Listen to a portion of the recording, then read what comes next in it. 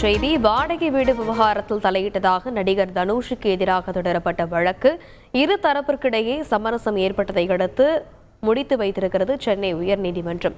இது பற்றிய மேலும் விவரங்களை செய்தியாளர் சுரேஷ் விவரிக்க கேட்கலாம். வணக்கம் சுரேஷ், சென்னை உயர்நீதிமன்றம் இந்த வழக்கு குறித்து என்ன தெரிவித்தது?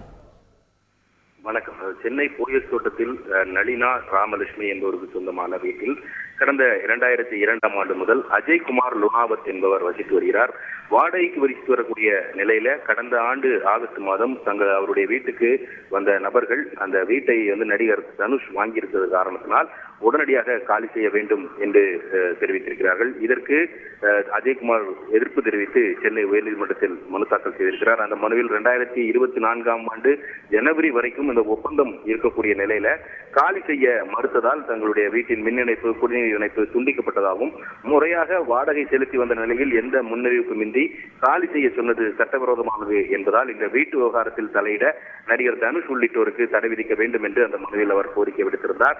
இந்த மனு நீதிபதி கார்த்திகேயன் முன்பு இன்றைக்கு விசாரணைக்கு வந்தது. அப்போது நடிகர் தனுஷ் காணொலி காட்சி மூலமாக நீதிமன்றத்தில் ஆஜராகியிருந்தார்.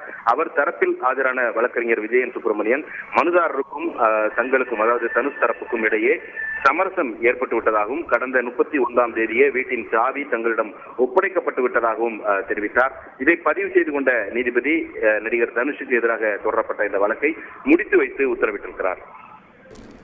விரிவான விவரங்களுக்கு நன்றி சுரேஷ். செய்திகளை உடனுக்குடன் தெரிந்து கொள்ள உடனே சப்ஸ்கிரைப் பண்ணுங்க.